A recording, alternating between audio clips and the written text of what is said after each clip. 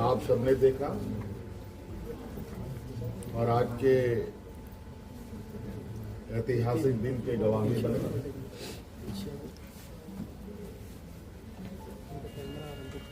आज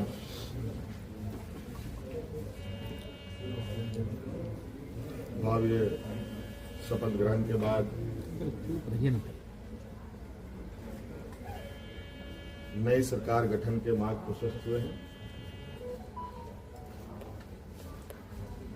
उसके पश्चात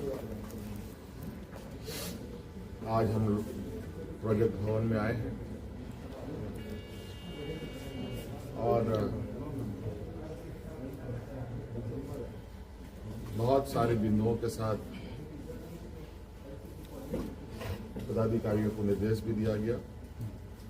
उनमें से कुछ महत्वपूर्ण बिंदु हमारे सामने थी जिसका हम लोगों ने निष्पादन किया। आप सब लोगों ने देखा और आप सब लोगों को मालूम है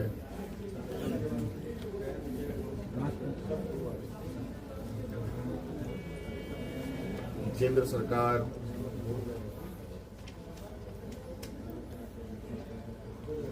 देश की रक्षा हेतु अग्निवीर जैसी कार्यक्रम को चला रही है।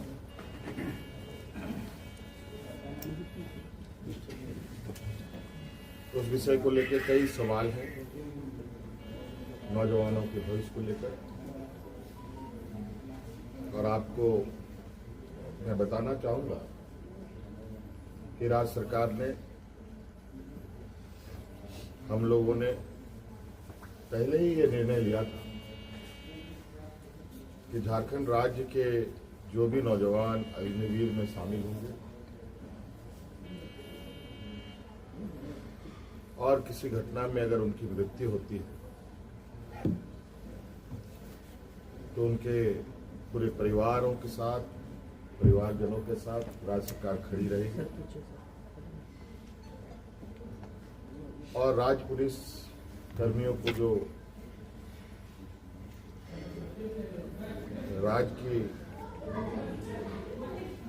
किसी घटना में मृत्यु होने पर जो सहायता सहयोग सरकार देती है, वही सहयोग अग्निवीर के परिजनों को भी दे होगा। आपको मालूम है कि अभी कुछ दिन पहले ही असम के सीमावर्ती क्षेत्र में उग्रवादी घटना में 21 या 22 तारीख का दिन है, जहां झारखंड का एक नौजवान चंदन क्यारी, बोकारो जिले का एक क्षेत्र है, वहाँ का एक नौजवान अर्जुन महतो जो वीर गति को प्राप्त हुआ, उनको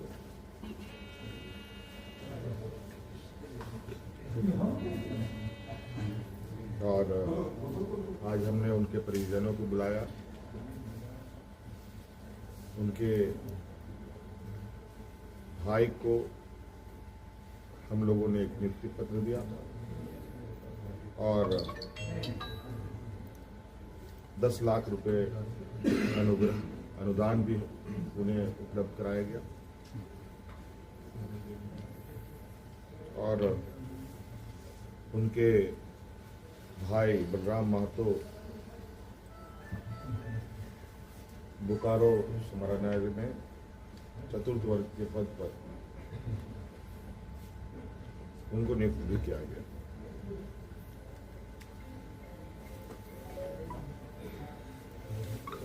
लगभग मुझे लगता है इस घटना को हुए हफ्ता दिन हुआ होगा और हमारी कोशिश थी कि अविलंब उनको ये सहायता उपलब्ध कराया जाए, क्योंकि आप सबको मालूम है कि राज्य में आचार संहिता लागू था, सरकार गठन की प्रक्रिया चल रही थी और सरकार गठन होने के पहला कदम हम लोगों ने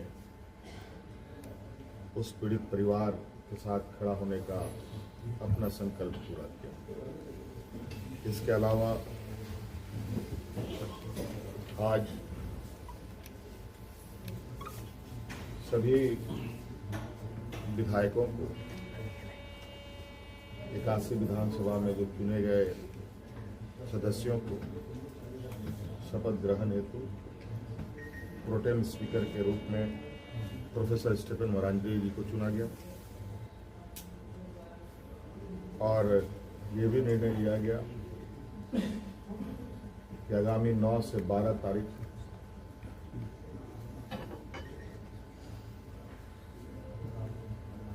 सरकार का प्रथम सत्र आहूत होगा और ये भी निर्देशित किया गया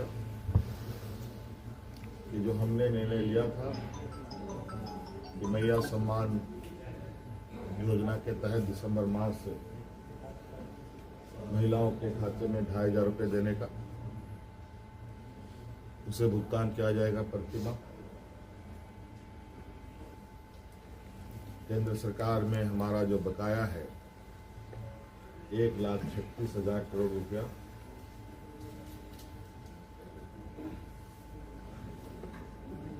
जो केंद्रीय सरकारी उपक्रमों पर है, उसकी वसूली के लिए कानूनी कार्रवाई प्रारंभ की जाएगी।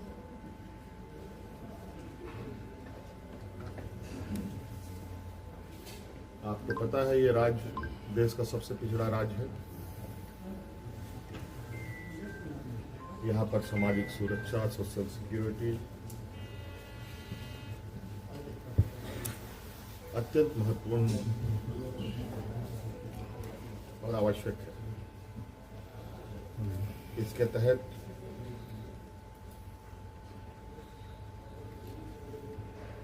राज्य के गरीब गुरुआ लोगों को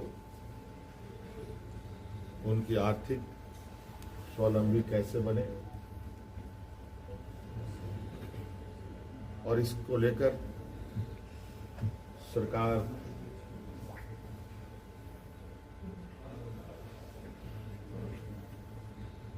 को अपनी आय बढ़ाने की आवश्यकता होगी।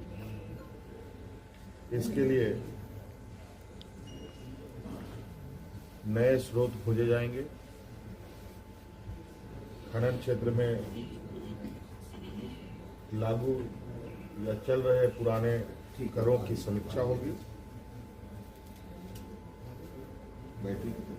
और उसमें वृद्धि एवं न्यायिक मामलों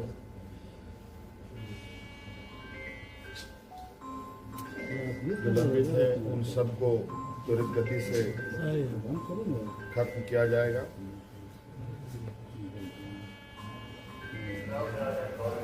खनन क्षेत्र में कितनी अधिक करें बढ़ाई जा सकती है,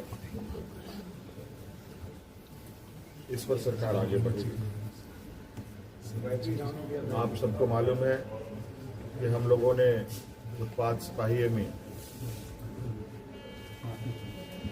भर्ती की प्रक्रिया पूरी कर ली है, लेकिन इस प्रक्रिया के तहत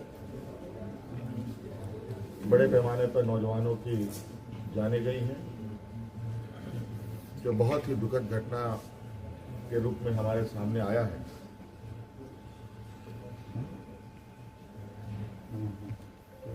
क्योंकि भविष्य में भी बड़े पैमाने पर पुलिस की बहाली होनी है, इसलिए अविलंब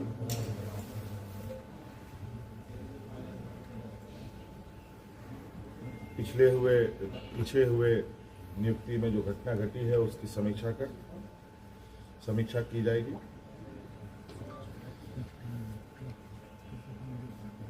राज्य में सभी पदों पर नियुक्ति के लिए जेपीएससी और जेएसएससी तथा अन्य प्राधिकार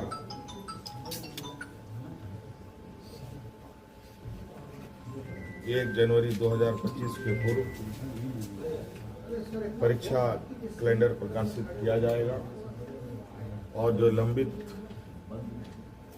रिजल्ट्स हैं उनको प्रकाशित किया जाएगा। साथ साथ में ये भी निर्णय लिया गया, असम में जो वहां के चाय बागान में बरसों बरस से यहाँ के मूल वासियों को ले जाया जा करके जो वहाँ बसे हैं, जो विशेषकर जनजातीय समूह जो झारखंड मूल के हैं,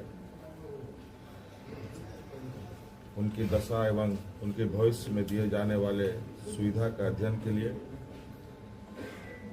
सर्वदलीय प्रतिनिधि मंडल एवं पदाधिकारियों का दल असम जाकर जमीनी स्तर पर अध्ययन करेगी और सरकार को प्रतिवेदन सौंपेगी।